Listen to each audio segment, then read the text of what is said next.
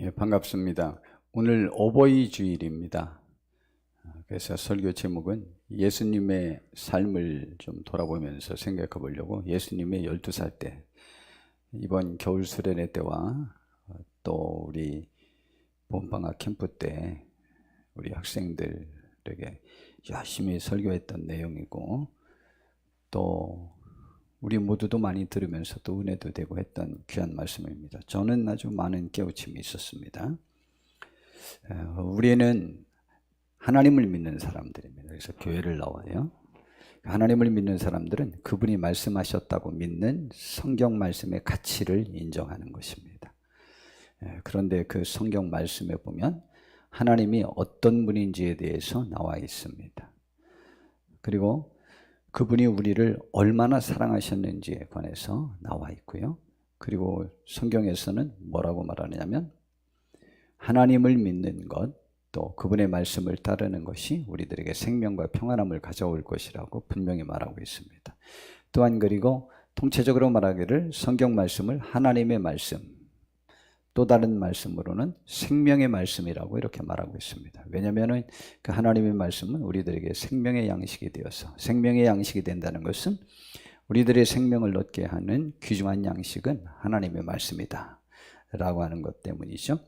그래서 우리 하나님의 사람들은 하나님이 우리에게 말씀해 주신 성경 말씀의 가치를 우리의 생명보다 더 귀하게 여기는, 왜냐하면 우리가 생명이 있게 할 수 있는 것이 그 가치이니까 그 귀중한 가치를 깨닫고 그 가치대로 살 수 있는 귀한 분들이 되셔야만 합니다.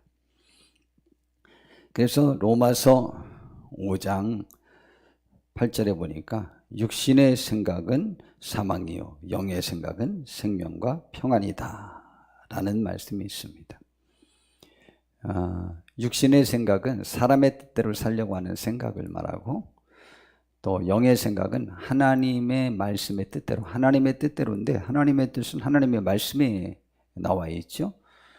절대 하나님의 뜻을 우리가 다른 곳에서 찾으려고 하면 안 됩니다. 여하튼 하나님의 말씀에 하나님의 뜻을 기록해 놓으셨어요.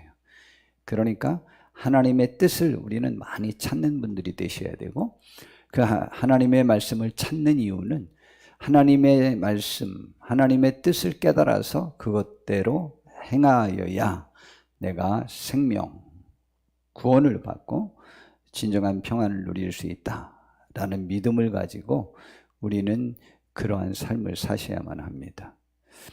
하나님이 어떤 분인지에 관해서 로마서 5장 6절서 8절에 우리들에게 말씀해 주셨는데, 우리가 아직 연약할 때에 기약대로 그리스도께서 경건하지 않은 자를 위하여 죽으셨도다. 여기 연약할 때, 경건하지 않은 때 같은 말입니다. 그것은 또 무엇이었느냐? 악인을 위하여, 의인을 위하여 죽는 자가 쉽지 않고 선인을 위하여 용감히 죽는 자가 혹 있거니와. 그러니까 아주 훌륭한 사람들을 위해서는 누구나 자기 희생을 조금은 감수할 가치를 느낀다는 거예요. 그리고 훌륭하지 못한 사람에 대해서는 내가 그에게 시간을 들이거나 정성을 들이거나 물질을 들이거나 뭐 할 가치, 관심을 들이는 그것에 관해서 가치가 없다고 생각한다는 거죠. 그것이 우리들 그렇지 않습니까? 나와 관계되어져서 어떤 영향력을 미칠 수 있는 사람에게 우리가 가치를 인정하지, 그렇지 않은 사람에게는 우리가 별로 가치를 인정하지 않습니다.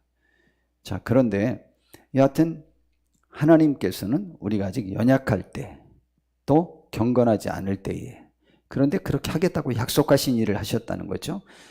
그런데 그것을 또다시 연약할 때, 경건하지 않은 상태를 다른 말로 8절에는 또 뭐라고 표현하냐면 우리가 아직 죄인 되었을 때에, 죄 때문에 그렇게 된 거죠. 죄가 그렇게 만드는 것입니다. 죄인 되었을 때에 그리스도께서 우리를 위하여 죽으심으로 하나님께서 우리에 대한 자기의 사랑을 확증하셨느니라 그랬어요. 그래서 하나님께서는 우리를 사랑하는 것을 보이기 위해서 독생자 되신 그분의 아드님을 우리가 아직 연약할 때, 신앙적으로 살지 못할 때, 다른 말로 바꾸면 하나님을 떠나서 죄인 되었을 때, 그때 우리 선인이나 의인, 훌륭한 사람들, 그냥 둬도 잘 성공할 수 있을 것 같은 사람들, 모든 사람들이 좋아하는 그 사람에 대해서는 누구나가도 자기가 무엇을 해주고 싶은 가치를 느끼는데, 여하튼 그렇게 보잘것없는 죄인된 사람들을 향해서는 사람들이 그렇게 생각하지 않는데, 하나님은 우리에 대하여 그분의 독생자 대신 아들을 대신 희생시킬 수 있음으로 인하여 그분이 우리를 얼마나 사랑하시는지를 보여주셨다는 거죠. 그것으로 우리에 대한 사랑을 확증하셨다는 거죠. 오늘 지금 하나님을 제가 우선은 소개해드리고 하나님이 주신 말씀을 살펴보려고 하는 것입니다. 하나님은 우리를 사랑하시는 분이다. 얼마나 사랑했냐? 아들 하나밖에 없는 아들을 죄인된 연약한 신앙적으로 살지 않는 우리를 위해서 대신 죽게 하셨다. 그래서 우리를 살리셨다. 그 사랑이 얼마나 큰지, 우리는 우리들의 자녀들을 위해서는 언제든지 죽어줄 의향이 있잖아요. 근데 요즘 제가 좀 그렇게 생각을 해보죠. 그래, 내 아들 민선이를 위해서 죽어줄 의향이 있다고 하면서 지금 삶 속에서 민선이를 위하여 내가 포기하여야 될 것들에 대하여는 정말 포기하고 있는가에 관해서 요즘 많이 또 생각하고 있습니다. 우리의 생명을 내주는 것보다 더 중요한 것은 지금 삶 속에서 나와 관계된 사람들의 영혼을 위해서 포기해야 될 것을 포기해야 되는 것들이 굉장히 많거든요. 그것이 우선이지. 하나님이 찾으시는 건 그걸 찾으시는 거죠. 또한 하나님의 마음을 에레미야서 29장 11절은 계속 같은 내용입니다. 이렇게 말씀하셨습니다. 유다 백성들이 바벨론의 포로로 잡혀갔잖아요. 그리고 이제 70년 만에 돌아오게 되는데 포로로 잡혀갈 것이다 라는 예언과 함께 또 그러니까 회개하고 돌아와야 그런 일이 벌어지지 않는다라고 했는데 오히려 일은 못된 하고 이 에레미야 선지자를 유다 백성들이 핍박하고 감옥에 가두고 그랬잖아요. 결국은 하나님의 말씀대로 살지 않다가 바벨론으로 포로로 잡혀가게 되었습니다. 이제 유다 백성들은 절망적이죠. 그리고 하나님에 대하여 자기들이 나설 용기도 없고, 그리고 자기들이 다시 회복이 가능할까라고 했을 때 여하튼 포로로 잡혀갈 것이다. 그런데 포로로 잡혀가고 났더니 70년 후에는 돌아올 것이다. 그러한 그 예언을 했던 분이 에레미야 선지자입니다. 그런데 그를 통해서 하나님이 또한 에레미야 29장 11절에 이렇게 말씀하시죠. 여호와의 말씀이니라 너희를 향한 나의 생각을 내가 아나니 평안이요 재앙이 아니니라. 너희들에게 재앙을 주려는 것이 나의 생각일 거라고 생각하지 마라. 나는 너희들을 향하여 평안이 나의 생각이다.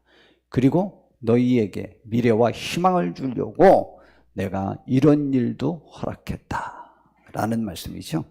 그러니까 그 사실을 믿고 소망을 갖고 모든 일을 이루시는 그 하나님 앞에 부지런히 기도하면 그가 이루실 것이라고 말씀하셨죠. 이사야 선지자도 똑같은 말씀을 했습니다. 근데 이사야 선지자는 그 멸망을 보지 못했습니다. 먼저 활동한 분이에요. 근데 똑같은 말씀을 했는데 그때 이스라엘 백성들의 그 전체의 신앙적 갈증을 표현한다면 여하튼 유다 백성들이 지금 뭔가가 계속 어려움이 닥쳐오는 거예요. 그때 그들은 하나님이 우리를 버리셨구나 라고 하는 상실감에 그들이 빠져 있을 때였어요. 그래서 그들의 주제는 우리의 죄가 이렇게 많은데 하나님이 우리를 받으실까?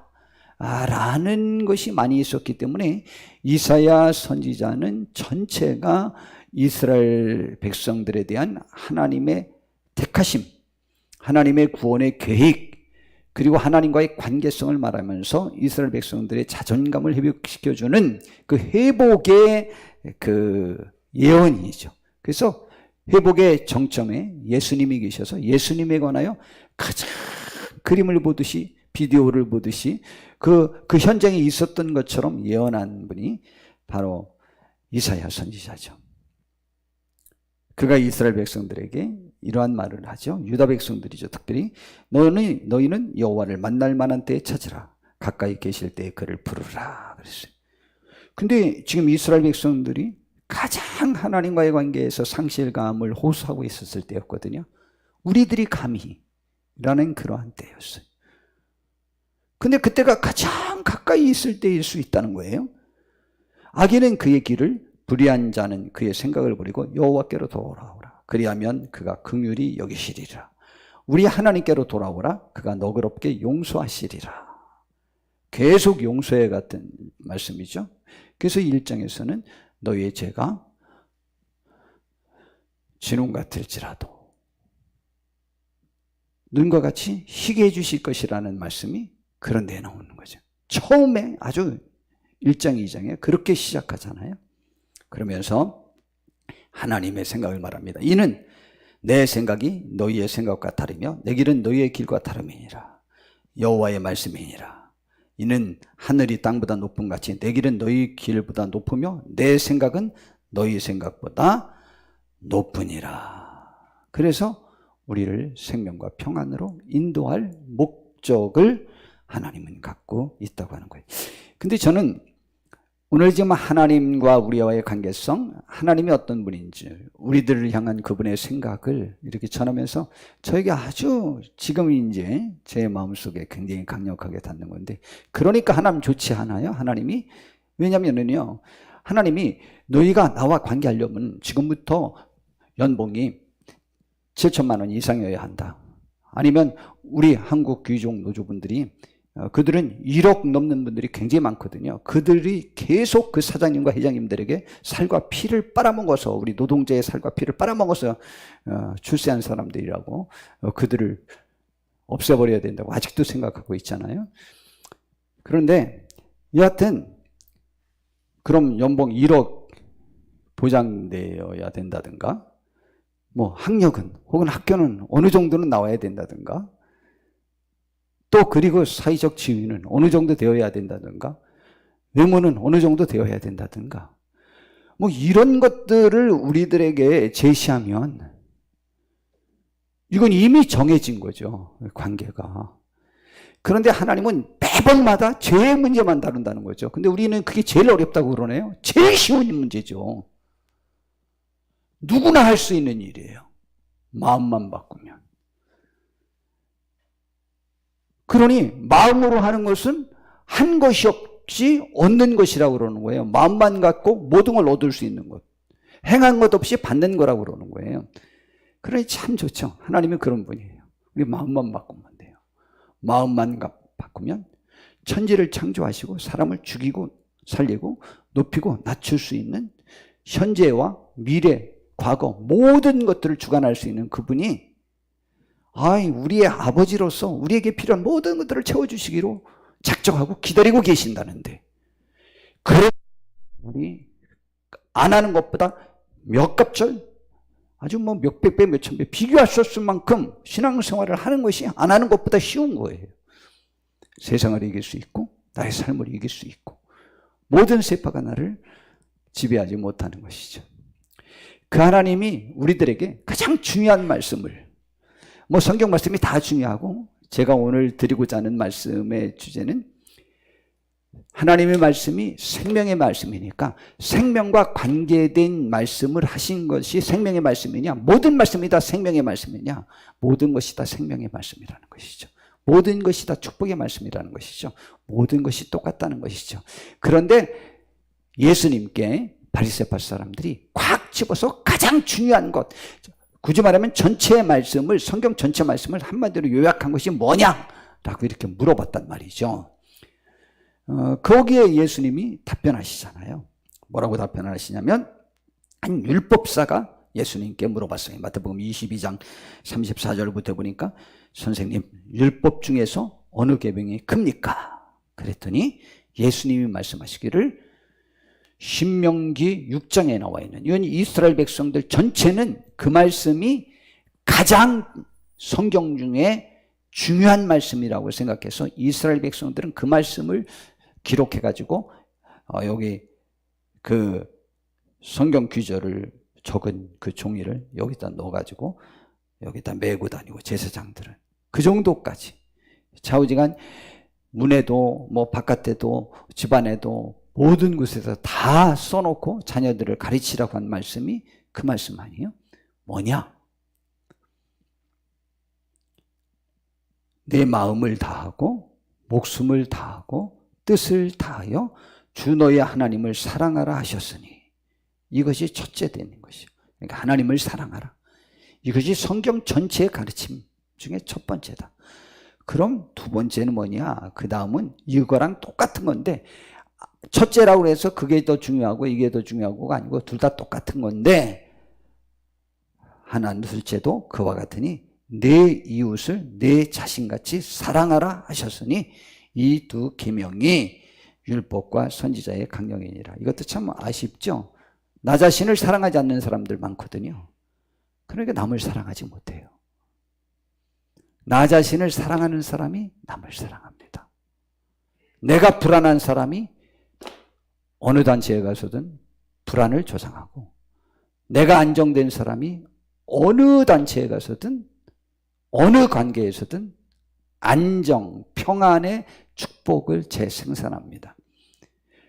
우리는 하나님과의 관계가 잘 형성되어서 그 안정, 믿음, 신뢰의 관계로 인해서 나 자신의 가치가 하나님의 자녀, 하나님이 날 위하여 그 아들을 희생시켜 주신 그 사랑에 매인받은 자존감이, 나의 정체성이 아주 내가 누구냐라는 가치가 분명한 삶을 사셔야만 합니다. 하나님이 그렇게 말씀하셨습니다. 마태복음 19장에 보니까 어떤 부자가 밤에 몰래 예수님을 찾아왔습니다. 그리고 예수님께 물어봤습니다. 선생님, 내가 무슨 선한 일을 하여야 영생을 얻을 수 있겠습니까? 라고 이렇게 질문을 했어요. 그랬더니 예수님이 답변하셨어요. 선한 일을 왜 나에게 묻느냐? 선한 이는 오직 하나님 한 분뿐이다. 네가 생명에 들어가려면 계명들을 지키라. 선한 이는 하나님 한 분뿐이라면서 선한 일을 위해서, 영생을 얻을 선한 일을 위해서는 뭘 하냐? 계명을 지켜라. 계명을 지킨다는 것이 하나님을 사랑하는 것이요, 그분과 관계하는 것입니다. 그래서 물어봤어요. 어느 계명입니까? 라고 물어봤더니, 왜냐하면 이 사람이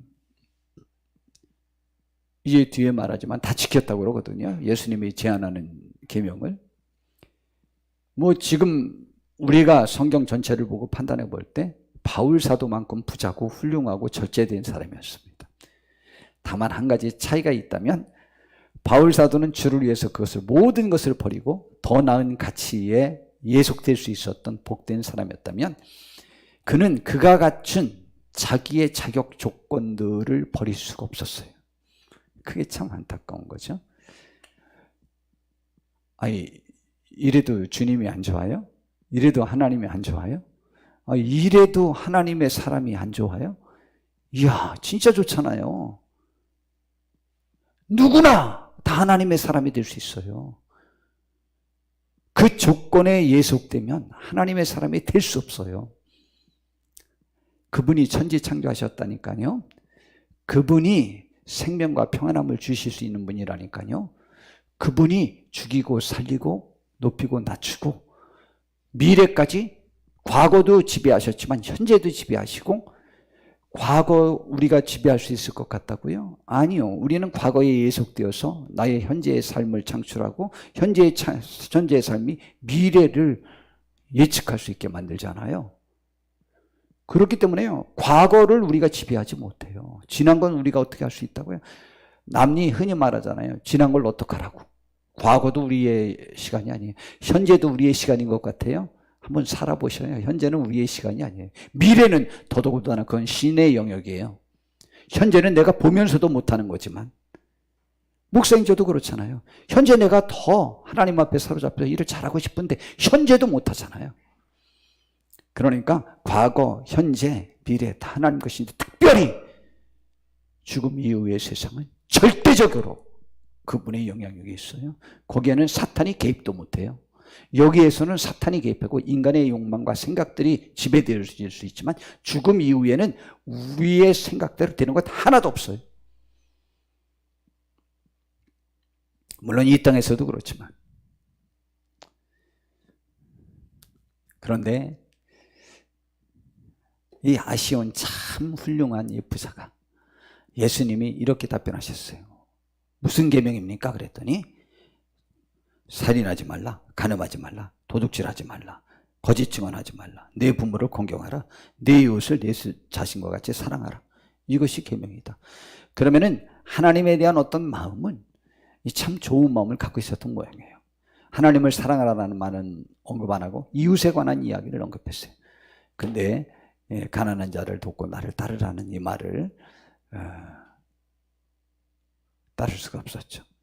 제가 오늘 이 말씀을 인용한 것은 생명의 말씀인데 성경에 그런 계명들이 모두 포함이 된다라는 말씀을 지금 말하는 거예요. 그 중에 제가 뽑아내려고 하는 것은 부모님에 관한 이야기에 관심이 있어서 그랬습니다. 부모님에 관한 것. 그런데 하나님은 축복의 약속이 있는 계명 중에 첫 번째가 부모에게 순종하고 공경하는 것이랍니다. 아니, 축복된 말씀 중에 예수님도 말씀하셨고 십계명에서도 하나님과 관계된 것이 먼저 나와 있잖아요. 첫째, 네 번째.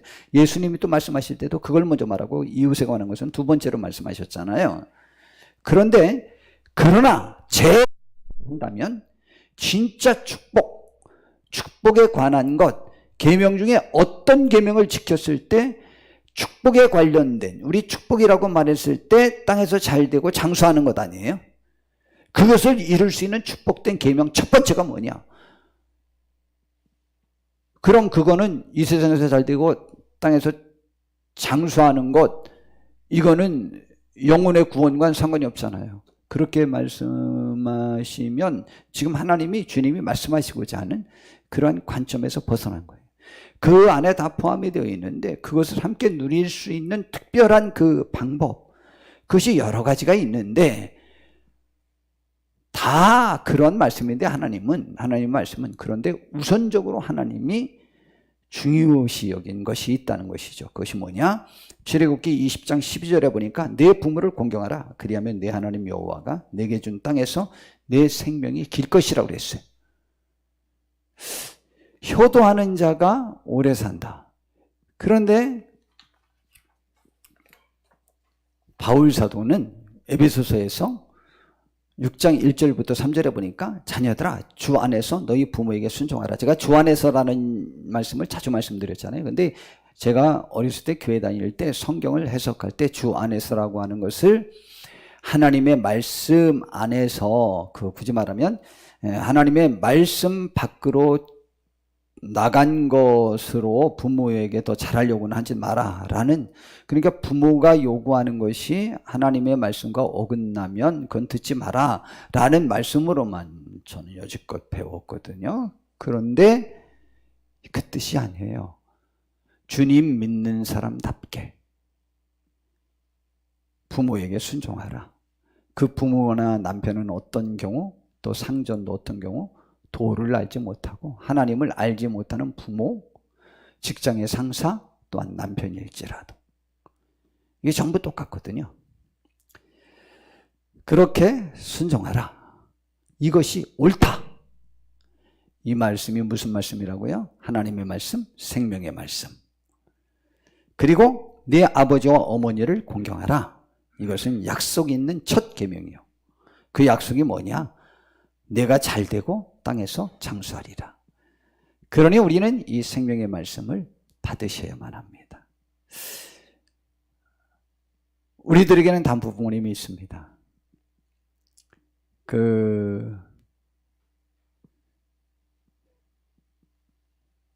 우리 정태영 성도님도 어머님이 요양원에 계시다고 그랬죠? 권사님 아직 안 들어가셨죠? 저기 두 분 다 안 들어가셨죠? 그래, 자꾸 이제 그런 것도 자꾸 오락가락해요. 우리 이제 부모님들도 계시고 또 우리 자녀들도 있습니다. 그리고 여기 부모님 되셔서 그래도 이제 우리 전부 아니, 어떻게 해서 지금은 제가 나이가 또 제일 많대야. 어느 사이에 이렇게 돼서. 근데 옛날엔 더 그랬지 않기는. 어느 사이에 우리의 삶도 부모님들은 또 돌아볼 삶도 되었고, 또 자녀들은 우리의 부모님들이 계십니다. 성도 여러분, 우리 부모님께 잘하셔야 됩니다. 부모님은 친정어머님이 부모님인가요? 시부모님이 부모님인가요? 둘 다입니다. 둘 다. 둘 다입니다. 둘 다 똑같습니다. 우리는 잘하셔야만 합니다. 근데 특별히 시부모님께 잘하셔야만 합니다. 왜냐하면 친정부모님에게는 못하는 사람이 좀 있긴 해요. 못하는 사람은 본래 성깔이 좀 더러운 사람들이 있더라고 보니까. 그래서 친정부모님에게도 못하는 그러한 딸들이 있는데, 여하튼 남자들이 거기에 큰 영향력을 미치지 못해요. 특별히 지금 현재 대한민국은 남자들이 시가에 대해서 어떤 의견을 내면 자칫 잘못하면 헤어집니다. 그래서 정말 조심해야 돼요. 그리고 시가에 대해서, 친정에 관해서, 그 처가에 관해서 또 잘못 평가했다가는 그것도 끝장입니다. 지금 전 세계에서 지금 가장 그 부분이 강력한 나라가 우리나라입니다. 누가 그러더라고요. 아니래, 전 세계에서 1위가 중국이래. 여자 힘이 제일 강하대. 우리나라가 2위래. 그러는데, 중국이 강한 것하고 우리나라가 강한 것하고는 조금 달라요. 우리나라는 그 자존감과 그 권력 다툼이 더 심해요. 장악하고자 하는 생각이 너무 심해서 이 부분 잘하셔야만 합니다. 그래서 시부모님께 잘하셔야 됩니다. 친정 부모님에게도 잘하셔야만 합니다. 정말 잘하셔야 됩니다. 성경의 가르침입니다. 믿지 않는데 그래도 마찬가지입니다. 잘하셔야만 합니다. 서울여자대학교 사랑의 엽서 공모전에서 대상작을 받은 어머니에게 보내는 편지라는 글, 그거를 제가 한번 읽어드려 보겠습니다. 나에게 티끌 하나 주지 않은 거린들이 내게 손을 내밀 때면 불쌍하다고 생각했습니다. 그러나 나에게 전부를 준 어머니가 불쌍하다고 생각해 본 적은 없습니다. 나한테 밥 한 번 사준 친구들과 선배들은 고마웠습니다. 답례하고 싶어서 불러냅니다. 그러나 날 위해 밥을 짓고 밤늦게까지 기다리는 어머니께 감사하다고 생각해 본 적은 없습니다. 실제로 존재하지도 않는 드라마 속 배우들 가정사에 그들을 대신해 눈물을 흘렸습니다. 그러나 일생에 지치고 힘든 어머니를 위해 진심으로 눈물을 흘려본 적이 없습니다. 골방에 누워 아파하던 어머니 걱정은 제대로 한 번도 해본 적이 없습니다. 친구와 애인에게는 사소한 잘못 하나 해도 미안하다고 사과하고 용서를 구했습니다. 그러나 어머니에게는 잘못은 셀 수도 없이 많아도 용서를 구하지 않았습니다. 죄송합니다. 죄송합니다. 이것이 대상작이었어요. 대상작인 것 같죠? 근데 저의 마음을 정말 뭉클하게 합니다. 제가 금요일 날도 말씀드렸는데요. 놀랍게요. 그 화를 잘 내는 사람들의 특질이 있습니다. 그래서 어느 곳에 가든 트러블 메이커라고 그러죠. 그 문제를 일으키는 사람들의 특질입니다. 그리고 성경에는 말하기를 그 사람이 어려움에 처하게 대해서 내가 구해주면 나중에 그런 일이 또 생기리라. 평생 그러다 만다. 그 사람은 그렇게 산다라고 하는 것인데, 그 사람들의 특질이 있습니다. 왜 화를 잘 내는지 알아요? 그 자기 가치 기준으로 정의로워요, 자기가. 그래서 못 견디는 거예요. 근데 그 사람들의 특질은 내 가정을 위해서, 내 아내, 내 남편, 내 자녀, 내 부모, 내 교회, 내 목사님, 내 성도, 내 국가, 내 민족, 나의 단체를 위해서 정의롭지 않고 꼭 문제가 터지면 남을 먼저 배려를 해요. 그런데 절대 정의롭지 않아요. 그런데 남과의 관계가 또 맺어지면 정말 정의로운 사람이냐? 아니요. 정의롭지 않아요. 그 사람은 잘못된 성품을 지닌 거예요. 회개하시고, 우리는 지금 이 여대생이 참 잘 지적했어요. 그런데 내 어머니에게는 그래 보지 못했다. 그래서 우리나라는 중국의 영향을 받아서 군사부 일체라는 말이 있어요. 그래서 임금이랑 스승이랑 부모님은 한 몸이다. 같이 똑같은 마음으로 섬겨야 된다. 그런데 중국에서도 삼국지 한번 보십시오. 그 임금에 대한 충성심이 그렇게 요구되는 순간에도 어머니가 편찮으십니다. 그러면 모든 것이 면제가 돼요. 신기하죠? 부모님! 그러면 그게 우선이에요. 여러분, 부모님, 내 사람, 교회에서도 남을 변호하느냐고 교회에 화를 내지 마십시오. 무지하게 많습니다. 저희 교회도. 굉장히 많아요. 너무 아쉬워요. 그러지 마시고 내 사람을 먼저 챙기십시오. 내 배우자. 그것이 훨씬 좋습니다. 저도 많이 그랬죠. 회개하여야만 합니다. 꼭 그렇게 하십시오. 명심해서 들으십시오. 여하튼 이 여대생의 표현이 얼마나 좋은지 몰라요. 성도 여러분, 부모님을 섬기는 것 혹은 부모님의 자리에 있는 것이 어떠하십니까? 저는 누가 부모님을 잘 섬기는 것이냐 라고 하는 것들에 관해서 매번 하는 말이 있습니다. 무슨 말씀을 드리느냐? 같이 살아준 자녀가 가장 효자다, 효녀다 라고 저는 생각합니다. 왜냐하면 서울에 있다가 오는 그 자녀는 올 때 고기도 사오고 과일도 사오고 맛있는 거 사오죠. 집에 있는 자녀는 집 부모 위해서 그런 거 사와본 적이 없다니까. 그런데 서울 간 자식이 오면 그렇게 하는 거예요. 그 자식이 더 훌륭한 자식이라고요? 모셔봐. 한번 와서 모셔봐. 그리고 부모님 모시느냐고 경제활동까지도 포기하고 모시고 있는 중이에요. 지금 시골에서. 그러니까 부도 못 누려요.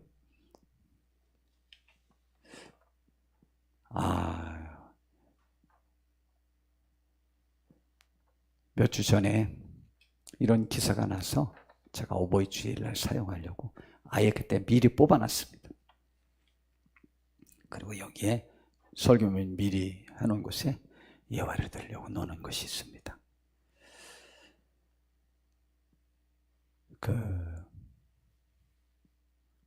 어머니가 돌아가셨는데 2년 6개월이나 집안에 방치하고 같이 생활하다가 결국 나중에 가족에게로부터 그것이 발각이 나서 신고돼서 지금 체포되어서 재판을 받는데 집행유예 판결을 내렸습니다.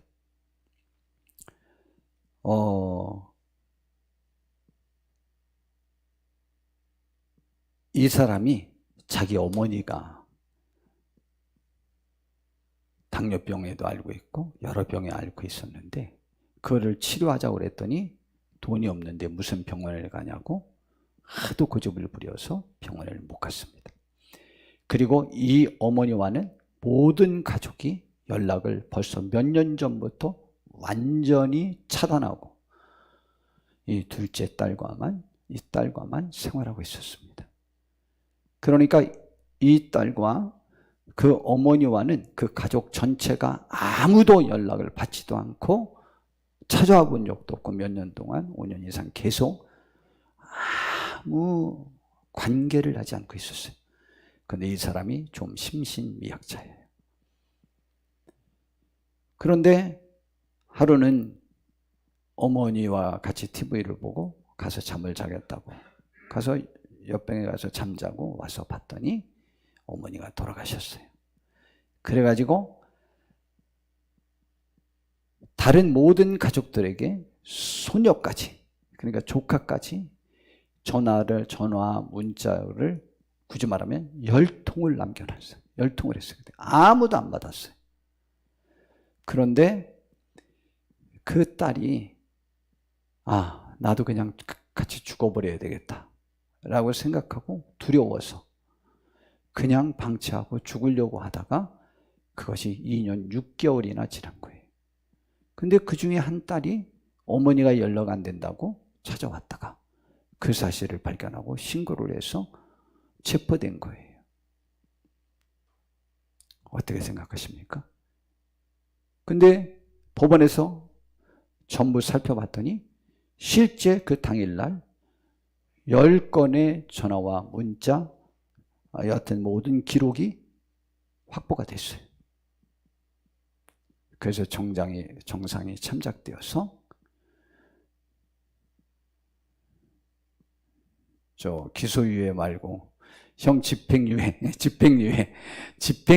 판결을 받았습니다. 그래서 형은 받았는데, 선고는 제가 받았는데 형을 집행하지 않겠다. 그 정상이 참작된 거예요. 여러분 어떻게 생각하십니까? 자녀들이 잘 되려면 부모가 사람으로서, 자식으로서 부모라고 인정할 수 없는 상황들이었는데 잘 대한 자녀들의 가정을 제가 지금 쫙 그려봅니다. 근데 놀랍게 안정적인 삶을 살고 있습니다. 신기하죠? 정말 우리 아버지다, 우리 어머니다라고 말할 수 없는 대상들입니다. 그런데도 잘 관계했었던 사람들이 그들의 삶이 너무 안정적이라는 사실은 하나님의 말씀이 사실임을 증명하는 것들입니다.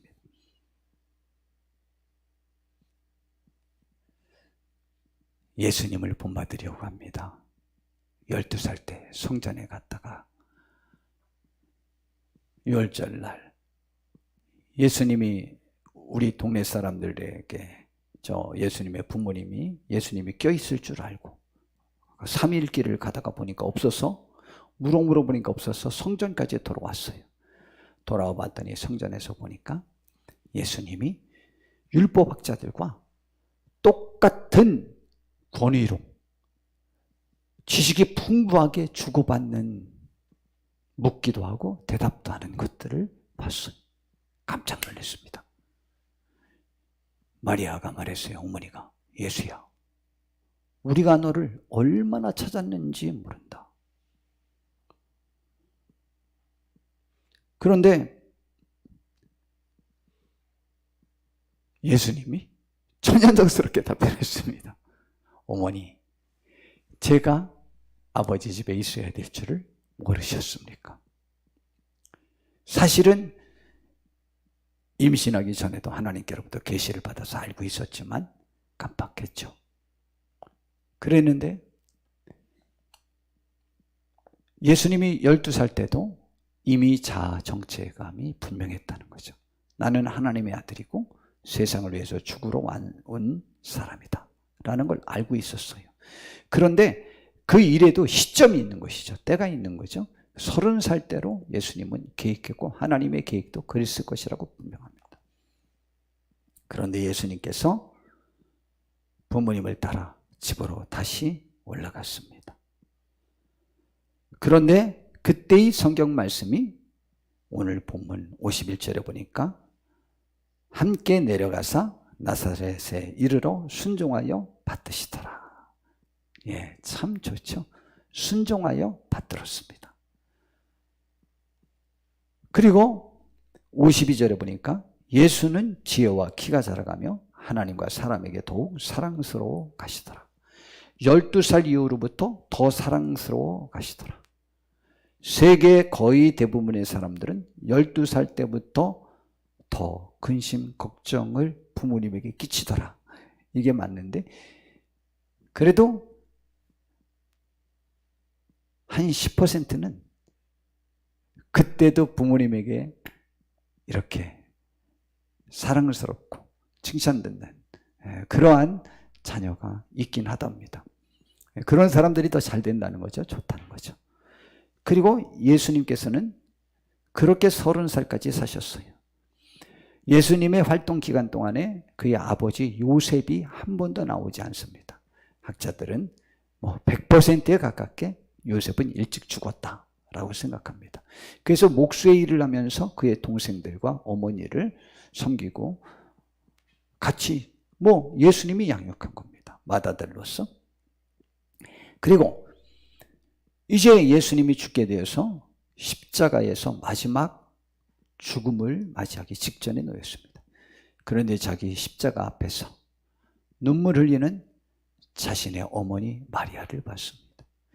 그리고 예수님께서는 그 순간에 옆에 있는 사도 요한, 다른 제자들은 다 도망갔는데 그 중에 사도 요한만 그 십자가 형장에 있었습니다.